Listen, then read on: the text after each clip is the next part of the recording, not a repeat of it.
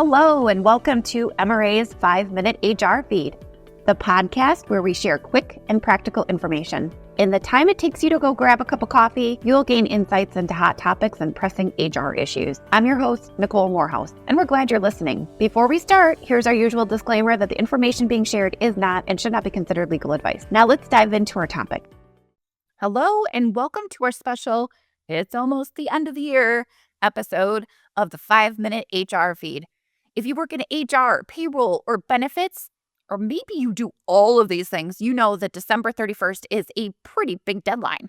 Today, we're going to walk through some essential tasks that HR, payroll, benefits, compensation might want to think about before the clock strikes midnight at the end of the calendar year. Let's try to make sure we can help you head into the new year prepared and with as little stress as possible. First up, let's talk about HR. Now's a great time to look at employee records. Check that everyone's contact information and their emergency contacts are accurate. Anything that you're tracking on your employees in your HRS system, what data are you keeping on your employees? Where do you keep those files? What kind of file keeping system do you have in place? This is an excellent time of year for this task to inventory all of this. Look at what needs a refresh and get that refresh planned for. Of course, don't forget to sprinkle in some compliance checks, such as verifying training. If you have training requirements for your employees, make sure that you're looking at those things as well. Obviously, you want to avoid any sort of surprises or headaches. On the benefit side, ensure any benefit enrollment changes, such as an open enrollment, new hire enrollments, and life event changes, which I know there's a lot that can happen this time of year in the benefit space. So make sure that those are all appropriately processed or planned to be processed so that the changes occur on the expected and appropriate effective date. Review all of your benefit plans and confirm everything is aligning with upcoming changes or renewals, and double checking that all of the communications that you thought were going to go out did indeed go out. Obviously, these are all things that we all know need to be tackled this time of year. My point here is, really making sure that you inventory everything and have a plan and a schedule to make sure that your life is a little bit easier this time of year. Let's also talk about compensation, reviewing pay adjustments, anything that was supposed to happen in 2025. Did you have any raises that need to take place before the end of the year? Do you have some organizations plan for changes right at the beginning of the next year? Do you have everything set up so that you can get that processed and documented? Make sure you're complying with all laws, all applicable laws. But here I just want to point out that you may have local laws that you haven't thought about. For example, in some locations, there's the Federal Fair Labor Standards Act, and some local Fair Labor Standards Act requirements apply as well. And an example of this is an exempt salary threshold, and exempt salary tests might be different under local law compared to the federal law. And these frequently change. So here again, inventory is the word of the day, apparently. Inventory what things apply and what things that you need to take a look at this time of year.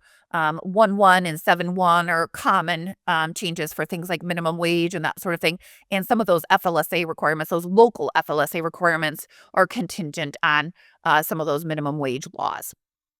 If your company offers bonuses, such as those that are based on calendar year performance, there's a lot of proactive steps that we can do to make sure that we have a system for confirming eligibility and setting yourself up with steps to make sure that you can tackle easy processing in 2026 when it comes time to pay those bonuses. Obviously, being proactive now means fewer headaches and errors later. Speaking of bonuses, this is a great time of year. It's December, and this is often the time of year when employees receive holiday bonuses and gifts. Make sure you really understand your employer obligations. Let's go over a few quick examples.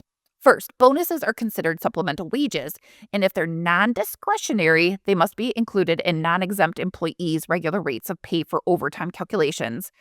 And of course, they're subject to all applicable federal, state, and local tax withholding.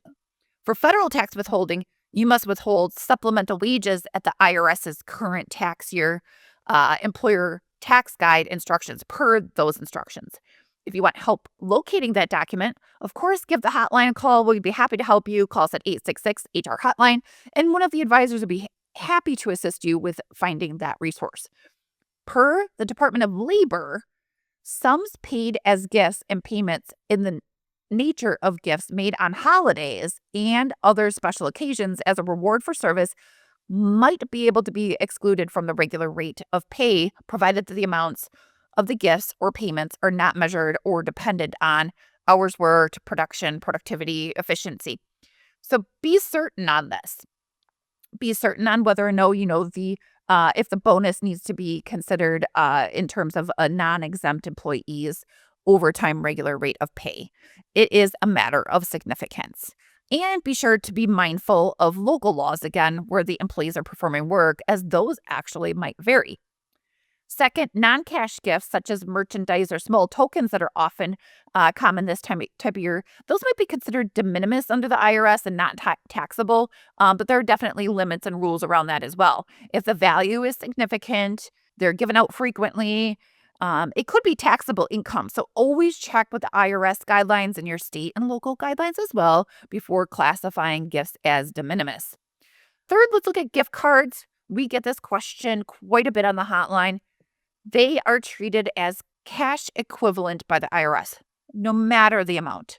Gift cards are given to employees. Those must be included in wages, taxed, and reported as income on W-2. Do not treat gift cards as de minimis benefits. Finally, make sure you're always documenting the type, the value, the recipient. Make sure your documentation is all buttoned up. And when in doubt on handling bonuses or awards, gifts, bonuses, anything that you're doing this time of year, err on the side of caution and make sure to consult with experts like the HR hotline, your tax advisor, or legal counsel if necessary. Payroll, let's talk about the payroll, folks.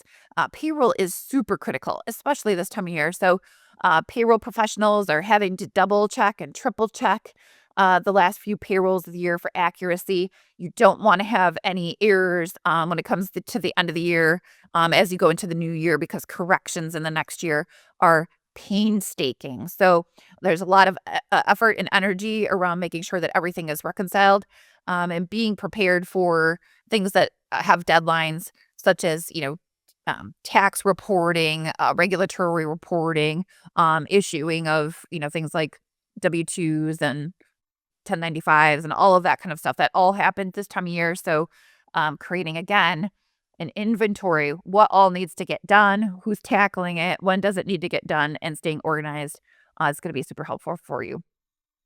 Payroll and benefit pros alike. Of course, I do want to make a quick mention here about the provisions of the One Big Beautiful Bill Act. So make sure to keep up with guidance on the One Big Beautiful Bill Act as that guidance is released. Another great reason, perhaps, to give us a call on the hotline. Again, that number is 866-HR-HOTLINE. Before I sign off, here's a quick reminder. Meeting these year-end deadlines, obviously, is not just about compliance. It's about supporting you and you supporting your team and your organization and setting everyone up for success. So I just want to say, take a deep breath, use your checklists, keep your teams motivated. You've got this. And thank you so much for joining us, and best wishes to you as you wrap up the rest of the year. Thank you for listening to MRA's 5-Minute HR Feed. Be sure to follow and connect with us for more podcasts and updates. If you're a member and have questions, you can always connect with MRA's 24/7 HR hotline by emailing infonow@mranet.org or by calling 866-474-6854.